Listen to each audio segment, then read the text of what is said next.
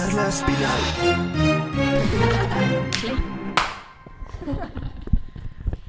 Bueno, kaixo, gu txarlas binai gara eta gaur beste gonbidatu batekin gaude. Baina, gonbidatu oso berezi batekin, Euskal Herriko ikono batekin gaude. Gaur Andoni Agirre Gomezkortarekin gaude, mesedez txalo bero bat. Eskerrik asko. Zer moduz, Andoni? Ba, ondo, bain ikono bat naizela jakin da, asko zobeto. Nekien, gaur arte... Bueno, bai, ikonozea. Eskerrik asko. Bai, zu, Aitziber Garmendia, Telmo Irureta, halako ikonoak zarete, bai. Esker. Bueno. Ba, bueno, lehenik eta bin oso pozik gaude zuk hemen egotea, osea, danola super handia hau, baina, bueno, jakin nahi dugu, bide oso luze izan duzu, orain, ze urten izan, zure lehen obra izan zen? Bueno, ni hasi nintzen, ni berandu hasi nintzen aktore, baina horrela profesionalki egin nuen lehenengo antzezlana izango zen 1900 eta 88an edo alakon bat. Bide oso luze bat izan zu. Bueno, zuentzat luzea da, niretzat. Bi egun pasa dira besteik ez, eta bainik beste lau gelditzen zaizkita horretik. Espero dintzat. Tan, nola zizinan edo zen nolako, barkatu eski gaixorik nago eta kostatzen zaititzaita. Egon lasain ere. Zen nolako ikasketak dituzu, nola zizinan, nondik datorkizu pasio hau, pixkat, kontau pixkat. Bueno, nik uste betidanik izan dudala barrenean, jakin gabe ere, betidanik gustatu zait, interpretazioa bai eta batez ere humorea eta gustatu zait. Eta orduan, umean nintzela, etxean ikusten ziren Martes y 13 bikotearen programa bereziak eta garai hartean nire gurasoen etxean etzegon bideo grabagailurik, orduan nintzen etxeko bideoa. Memorizatzen ditun esketxak eta gero nik egiten ditun etxean. Eta, beti gustatu izan zait hori eta beti irrikitan, umen nintzela junitzen nire arrebak egiten zuen ikastolarako antzeslan bat eta ensaio batera junitzen eta ensaio hartatik zoratzen moltatu nintzen. Ikusten besterik ez nintzen egon, baina gustatu zitzaidan pila bat. Baina hortxe izan nuen, aparkatua, eta esate dizuet, oso berandu hasi nintzen. Ja 20 piko urte izango nituen, esan nuen, hasiko naiz ikastaro batzuk egiten. Eta hasi nintzen hemen Donostiko Akademia batean, interpretazio ikastaroak egiten, eta hortxe, pixkanaka, deitzen ziaten ekstra bestela joteko toki batera, gero papertxo bat egitera beste toki batera, eta gaur arte. Joder, tio.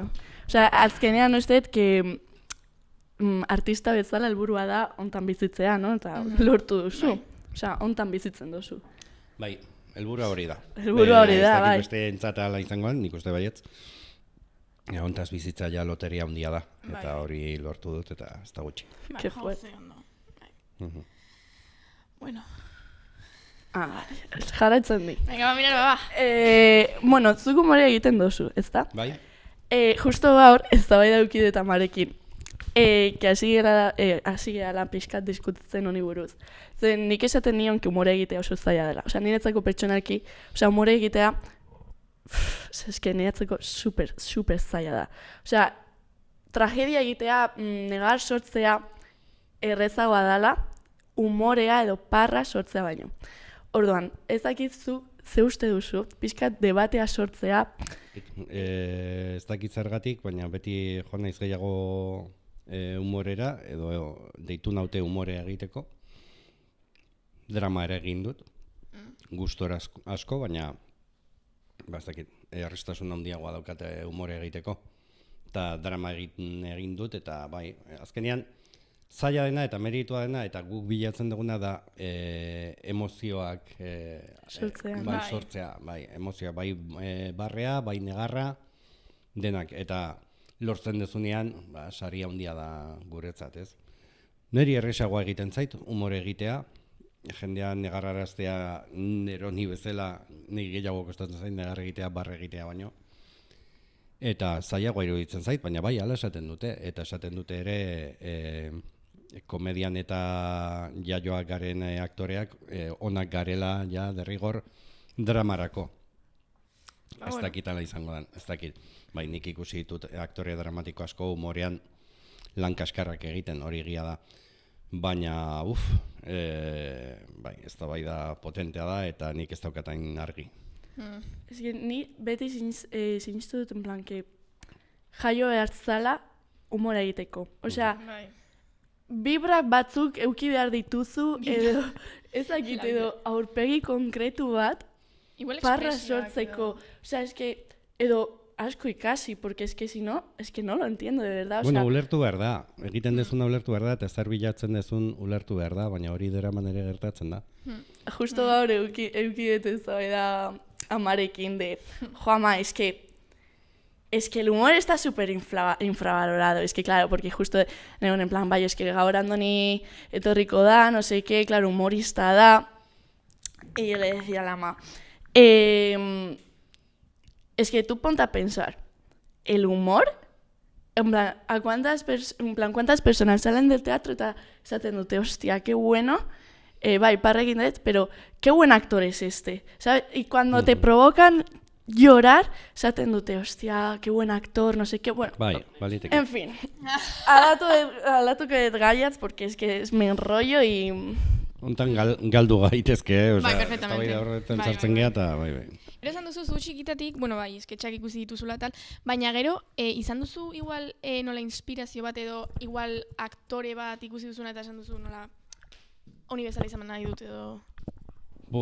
Ez daukat horrela aktore, osea, oso fana naiz, baina ja da, ez dakit, obsesio txiki bat edo, ez dakit. Robert De Niro erekin, eta nahi Robert De Niro asko gustatzen zait. Eta hor daukago adibide bat, aktore dramatiko bat, paper komikoak ere egiten. Nahiko ondo dabilena, baina fijatzen bazea, pixka bat egiten du bere pertsonai dramatikoen parodia komediatan. Eta horregatik funtzionatzen dio. Bai, Robert De Niro gustatzen zait, baina ez daukat aktore bat horrela. Osea, ez da naiz aktoreak esaten, eta hainbeste daude, eta pelikulak ere daude, pelikula batzuk ikusi ditudanak nire bizitzan 11 aldiz, baina ezingo nuke bat esan, hau da, pelikula perfektua, ez dakit. Eta aktoreen ganere, joan naiz fijatzen, umetan hori, bikote komikoa, Martes y 13, gero Martes y 13 izan ditut, komedia arloan batzuk, zuek igual ez dituzu ezagutuko, ja ez dute aktuatzen, ja retiratu dira, Les Lutiers. Eta argentinarrak dira, bakari antzerkia egiten dute, baina oso onak ziren. Oso onak dira aktoreak eta musikoak, eta egiten dute musika eta humorea, eta oso onak. Nire bizitza guztia jarraitu ditut, eta bere horietatik ja 2 hil dira, eta lehenengoa hil zenean, ni Madriden egon lanean, kalean egon, eta sare sozialetan irakurri nuen hil zela, eta etxea dardar kajunitzan. Bai, oso gogorra egin zitzaidan. Eta horiek ziren nire ikonoak batez ere, nik uste lelutia izan dira gehienak. Bai, bueno. Gero, hasieran aipatu duen bezala, karrera edo bide oso luze bat izan duzu, eta zure lan más reciente edo horrela, duela 3 urte izan zen, barkatu, 2026an gaude, 4 urte Matxo Zapa izan zen, eta, zelan gustatuko zilitzazuke egitea? Esan duen bezala, helburua da hontaz bizitzea, eta horrekin konformatzen naiz. Eta erronka berriak etorri behar badute, ojala, erronka berriak gustatzen zaizkit. Eta noizbait norbaitek proposatzen badin, beti esate gustatuko litzaidakela egitea gaizto bat, eta zenbat eta psikopatagoa izan hobe gustatuko litzaidake, baina uste ez dudala horretarako aurpegia. Eta zergatik, jendeak nik ikusten dut eta barre egiten du. Baina, bere garaian, Henry Fonda zegoen da, Henry Fonda ezaguna zen paper dramatikoak egin eta beti ona izaten pelikulak, pelikuletan beti ona izaten zen, da fama hori zuen, eta Sergio Leonek deituzun western baterako gaiztoarena egiteko, eta oso ondo funtzionatu zen. Zeren, bueno, justo jendeak ikustea, tipo hain ona gaiztakeri hain handiak egiten, jendeari shock bat eman zion. Eta hori gustatuko litzaidake, baina sortzen ez bada ere, ez naiz deprimituko. Osea, etortzen dana, etorri da dela. Bai, hori oso ondo. Eta en Vaya Semanita, zenbat? Hoi zer da, Vaya Semanita? No sabemos, no? Zer da Vaya Semanita, zenbat urte daramazu joia Vaya Semanitan? Bueno, Vaya Semanitan egin nituen, ez dakit, 8 urte, ez dakit zenbat izan ziren, lehenengo etapa batean, eta gero egon ginen 10 urte egin gabe, baina egin genituen Euskadi Movie, Ricky Town, eta Vaya Semanitaren antzeko saioak, baina ez zuten izen hori, eta ez zuten identitate hori. Eta orain berriz bueltan gaude, bigarren denboraldi egiten egia berriz, eta bueno, batek doka pixka bat percepzioa bizitza guztia egin duela hori, baina bueno, ni 2004an hasi nintzen. Bueno. Bueno, eta Vaya Semanita zer izan da zuretzat? Zer da zuretzat? Daramazu 2003tik hor lan egiten. Bai, pentsa, ni Vaya Semanita hasi nintzen arte, ez nintzen buru belarri profesionalki hasi aktore bezala. Beti izan duen beste lanen bat, interpretazioarekin zerikusirik ez zuena, eta esan duen, bueno, noizbait aukera ematen badiaten nunbaiten lan egiteko, ontaz, banoa, ez dakit nola egingo duan, baina banoa. Eta nahi Vaya Semanitarako deitu ziaten, beste lan batean egon, eta jonditzen eskaini ziatenean, horrengo egunean jonditzen nire lantokira, eta esan nien, eszedentzia bat berdet, eta berdet, ja, banoa. Eta hartu nuen 5 urteko eszedentzia bat, baina 3 hilabete pasa ziren, eta nik argi neukan nintzala bueltatuko, ja, honekin jarraitu nahi nuela. Horren Vaya Semanitak nirentzako izan zen lehenengo askapen bat, eta segidan nire unibertsitatea, telebistai buruz dakidan guztia praktikamente Vaya Semanitagatik dakit. Jane ikasieter, jendea izugarriai haundia profesionalki ezagutu dut, eta jende asko ugari, eta lagun, bizitza guztirako lagunak egin ditut, eta da ez dute esango dena denik, baina oso lotua nago ni Vaya Semanitara eta Vaya Semanita nire bizitzara. Bai. Barkatu. Bai, lasai, ni ere hortxe nago, ni urpixka eta hartuko. Bueno, Vaya Semanita humorea da, baina adibidez, drama gehiago egitea gustatuko litzaizuke? Bai. Eta egin, Vaya Semanitako zuzendariak ezagutu nindun ni ETV-ko serie batean hasi berriak ditzen zana, zan Goenkaleko spin-off bat. Goenkale, bai, kuiko. Eta nik egiten duen papertxo bat, kapitulo gutxi batzuk iraun zuena, eta nintzen trafikantea.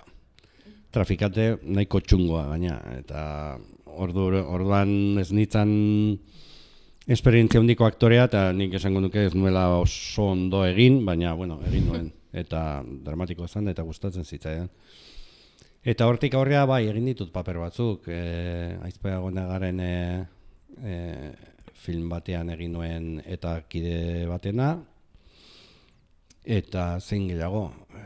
Bai, baten bat ere dramatikoa egin dut, baina bai, gehien bat, komedia. Eta bai, arrazoa da, jendeak inbeste ikusten zaituenean komedian. Kostatzen zaiola zu dramarako hartzea. Zer esateko, jendeak bere aurpegia ikusiko du pantailan eta barre egingo dute ikusterakoan. Barre egingo dute, horran.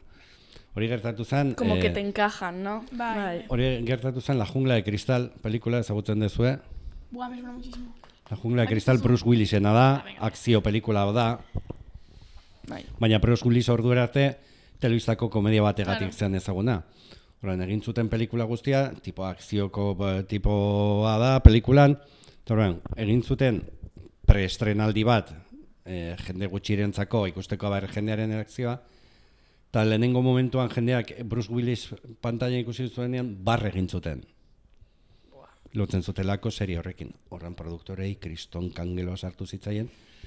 Eta pelikulako karteletatik Bruce Willisen aurpegiak kendu zuten. Ala! Pelikulako lehenengo kartelak kateazian bere aurpegiri gabe.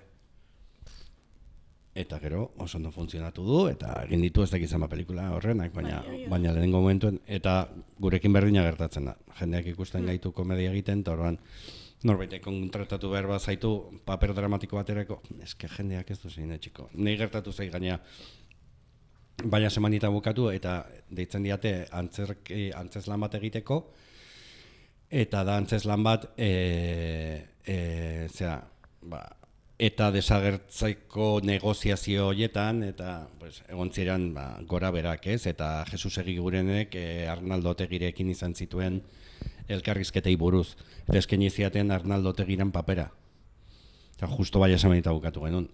Eta nire honek esan duen, ez dut egingo zeren jendeari, gaina politikarekin lotuta, guk egin degula humorea politikarekin lotuta, jendea zinezka itxaingo zaio. Arnaldo Otegi hori, gracioso. Bai, es que azkenean como que encajas en eso y como que kostatzen da hortik ateatzea.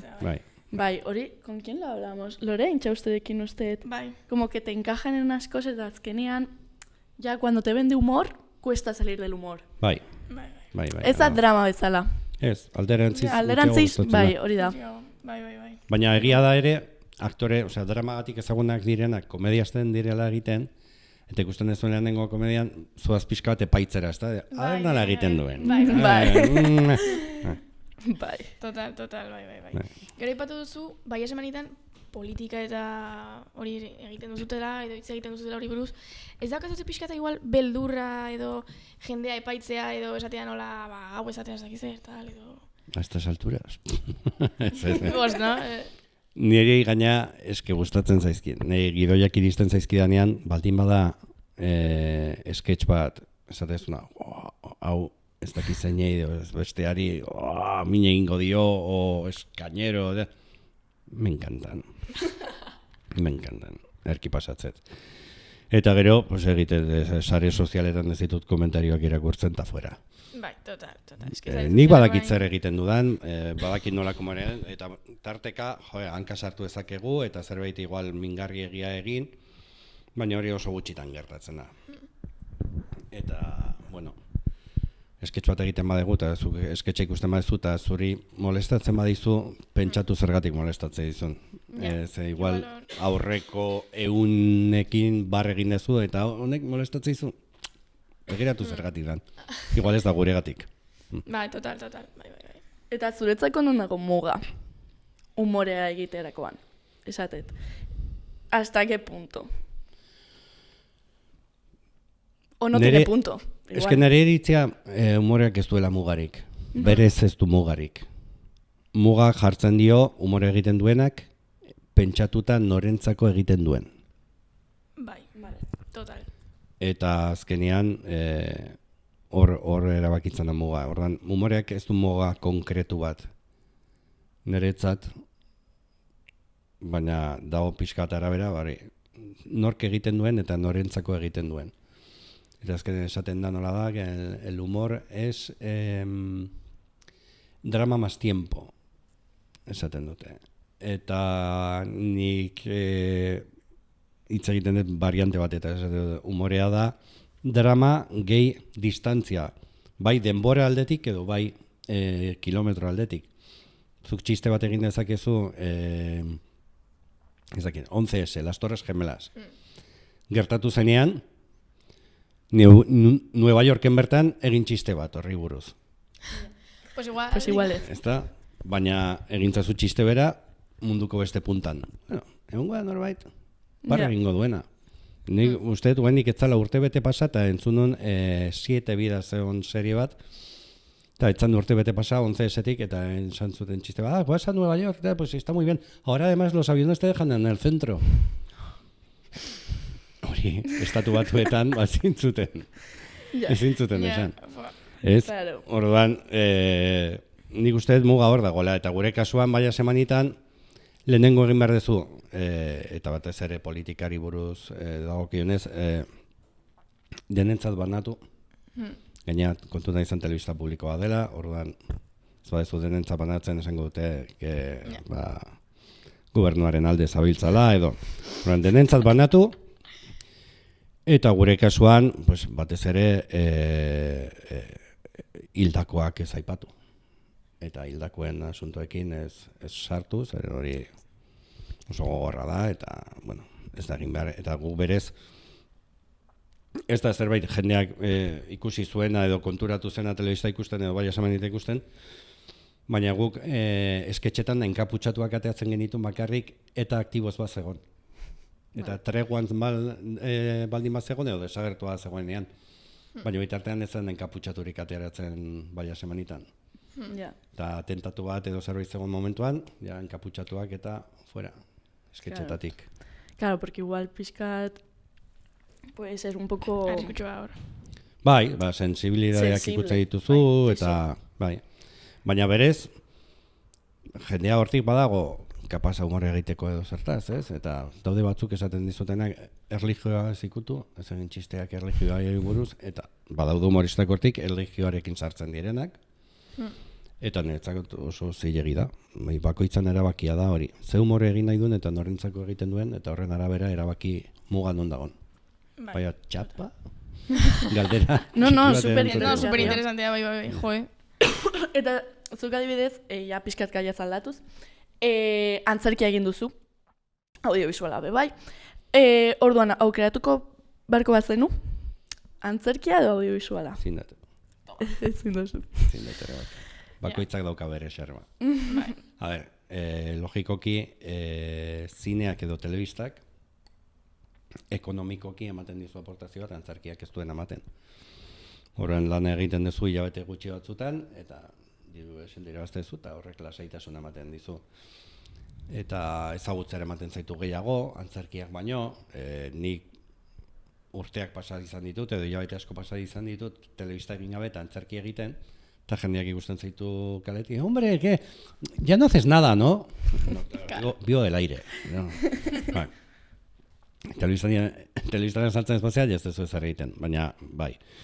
Eta antzerkiak dauka gertutasun hori publikoarekin, telebistak edo zinak ez ditzuna ematen. Eta hori ez, guk bilatzen dugu emozioak mugitzea, ez da estenatokian zaudenean eta jendea barrez entzuten dezunean, edo jendea negarrez ikusten dezunean, esatezu, wow. Nik 6 hilabete pasan ditun Billy Elliot el musikal egiten Madriden, eta emanaldi bakoitzean gertatzen zitzaidan berdina zaun momentu bat ja bukaera aldean, gu ginala estenatokian abesten, eta ginean mehatzariak, mineros, no? Osea, gure kaskoekin eta kaskoan linternarekin, eta momentu hori izan antzeslaneko momentu bakarra, guk publikoa ikusten genuena, eta publikoak gu ez, bakarrik ikusten zituzten argiak. Eta guk argiekin, publikoa argia ematen genuen, eta publiko ikusten genuen, eta joten ginen abesten, eta galtzen ginen lurraren azpian. Jesten ginen plataforma batean abesten, jesten. Eta ikusten zenun publikoa, eta zu abesten joten zinen bakoitzan ikusten dezu, antzoki bat, 1.200 pertsonekin, eta aurrekoak ikusten zu, negarrez, jendea negarrez. Eta joten zea abesten, eta jesten, eta zaten, ze potentea egiten ari garen hau. Eta hori zinean edo telebistan ez ez sekular horteko. Baina egia da ere, zinea eta telebistak beste gauza batzuk ematen dizkizu. Badaude gauza asko, telebistak edo zinean egin ditzazkezunak antzerkian ezin direnak egin, ez? Magia hori, ez? Eta teknologia berriak erabili, eta kroma erabili, eta egin ditzazkezu gauza berriak. Edo transizio horiek, hau gertatzen da, eta batean, bagoaz, urrengo egunera, eta ez dakitzen, hori ere antzerkian egiten duzu, beste medio batzukin, bai. Baina, bai, esken niri zinea ere gustatzen zaite, esate dizut, bakoitzak bere xarma dauka, eta bere magia, eta bere kodigoak, eta baliagarriak iruditzen zizkit, eta xarmangarriak biak. D'acuerdo. Gero, lehen hitz egin dugu, joantxe bertan esan dugu, antzerkia eta audiovisuala. Baina plataforma digitalaz, ze iritzi duzu hori buruz, plataforma digitalak? Sare sozialak izaten. No, en plan, igual Netflix edo Prime Video, claro, orain ezin duzu, igual zinera joan edo antzerkira joan, eta, claro, pues igual ez da berdina, eta baita ere, pues, horretan, pues... Printzipioz, guretzat onak dira lan gehiago ematen dutelako, teorian. Baina aktorei dagokienez nik uste igual teknikarientzako eta hobeto etorri direla plataformak eta horregatik lan gehiago ematen dutelako. Baina aktoreekiko suposatzen da lan gehiago dagola, baina ez dakit nik, zeren plataformek askotan bilatzen dute, klaro, errendimendu ekonomikoa. Eta orduan juten dira askotan aurpegi ezagunen bila. Eta aurpegi hain ezagunak ez direnak, gehiago kostatzen zaie hor sartzea. Eta niri gertatu zait, niri proposatu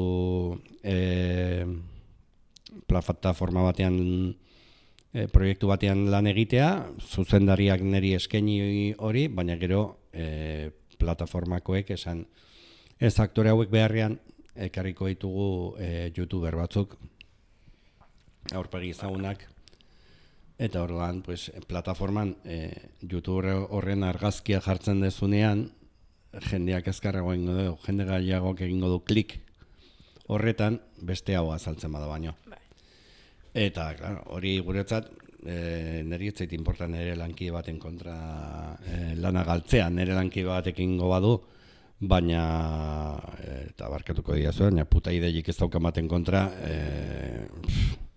azkenean gure profesioa, ez gure profesioa bakarrik, baizik eta guk sortzen dugun guzti hori kaltetzen naizea eta kalitatea jesten ari da. Eta gero beste alde, plataforma batzuk eta gehiago eta esteak gutxiago borrokatzen dute, zinea egitenen alde daude, zinea egiten dute, baina beraien plataformarekiko, osea bere plataformantzako. Eta alba dute ez dute ez da zinean estrenatzen. Eta zinean estrenatzen badute, astebete pasa eta plataforman jartzen dute. Horan, zineak itxi egingo dira, denborarekin. Eta niretzako zinea da guztiarekin. Zinea ez da berdin ikusten etxean, telebistan aurrean, pantalla batean bezala, osea, ez da berdina. Ez da berdina, pero para nada. Esken nigo batzen naiz txikitatik, ni beti joaten nintzen nila unekin, zinera, pelikulak ikustera tal, eta duela urte batzuk, joan nintzen hor baita, zinera, osea, ez zeun inor. Eske, inor, eta eman zian nola, zentzazio bat de zergatik. Bai, eta hori ere, eta hortan ere bilatzen da zine bat komertzialagoa. Nik ez dakit, igual ni sartzen nahi naizelako, ez dakit, baina niri dutzen zen ja ez dela garai batean egiten zen zinea egiten. Goain daudeen pelikulak sekuelak dira. Jo, badaude batzuk onak, baina oso gutxi izaten dira esaten, eta kuriosoa da, baina begiratzen dituzu pelikula batzuk esaten dezula, ostia, ze pelikula ona, eta kuriosamente, pelikula horretan ateratzen diren aktoreak ez dira lehen, osea, punta-puntakoak, lehen mailakoak dira, baina ez dira punta-puntakoak, ez dira, ez dakit, Luis Tosar, o ez dakit, Javier Bardem, Más Palomas, José Ramón Soroiz, pelikulon. Bai. Ez da inkomertziala, baina da kriston pelikula. Eta azken urteetan pelikulak egiteko dirua jartzen dutenak izaten dira telebistakateak edo plataformak, eta horiek begiratzen dute hori, honekin zen bat diru batekoet. Ja, que triste. Eta orduan, aktore ona izango da, baina beste hau ezagunakoa da.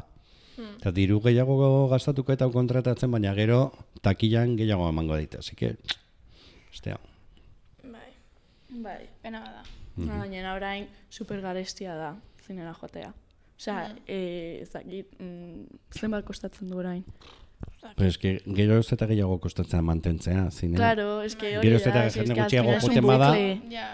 Gero ez eta jende gutxiago joten bada, gero ez eta garestiago jarri behar dute. Claro, es que ez dakit zenbat kostatzen du. 9 euro, alako zehoze. 8 eta, bai, segun eguna eta segun zinea, bai. Es que al final, no sé, súper caro. Ya. Baina, bueno, nos enrollamos eta bukatu. Esango izu beste gauza bat, telebistan pelikula eta lokatzen badezu, zenbat kostatzen zaizu? 4 euro? Eske, hori da. Baina eta zinean daukazu kriston pantalla bat, kriston soinua, butaka bat, oso gustora, eta horrek ere zerbait balio du. Bai, baina... Etxean ikustea ez zaitu askoz merkeago ateako. Bai. Bai. Eta, bueno, ja pixkat bukatzeko, zein da lanbide honen alde gogorrena, que ez da normalean aipatzen? Ez dana normalean aipatzen. Bueno, eta nik uste aipatzen dela, baina orokorrean jendea eta honetaz bizi eztan jendea ez da inkonstiente da egonkortasun eza. Nik orain badakit martxoan erdiera arte edo lana dudala eta zelan izango dudan. Martxotik aurrea ez dakit. Bai, esan diate gauzotxo batea daiteke eta este batea daiteke, baina konkretuki ez dakatetzen. Eta horrekin bizitzen jakin behar da. Ez da erresa. Esatezun, bueno, martxoa bukatzen da eta, bueno, pixka bat aurreztu dut eta, bueno, horrekin tirako denbora bat, baina bilatu behar duzu beste zerbait.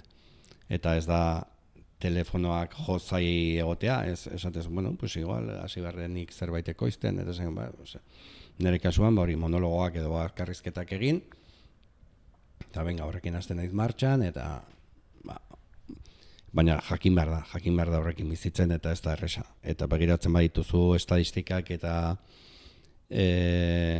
ateatzen dian estudioak eta oso aktore gutxi gara kapazak gure lanaz bizitzeko urte guztia. Gehienak ibiltzen dira, bai, antzez lanak eta aktore lana egiten dute, baina beste lantxo bat daukate hortik bizi ahal izateko. Eta hori dago gorrena, zalantzi gabe naretzat.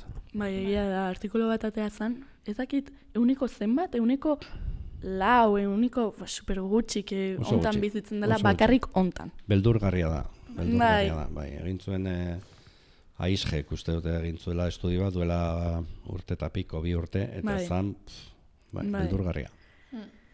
Baina, bueno, Ele gallina.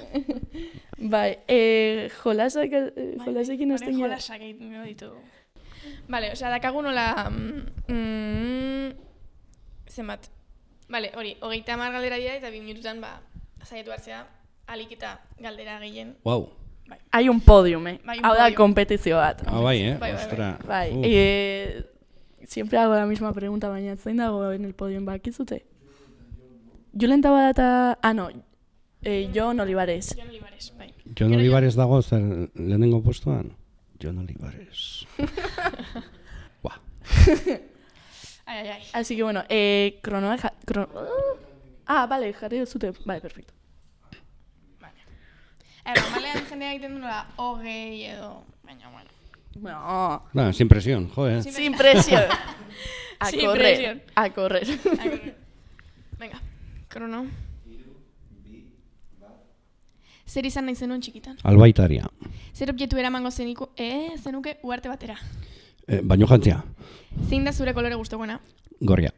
Animali bat bazina, zein izango zinateke? Txakurra. Superboteren bat izango bazenu, zein aukeratuko zenuke? Zer, barkatu? Superbotere bat. Superbotere.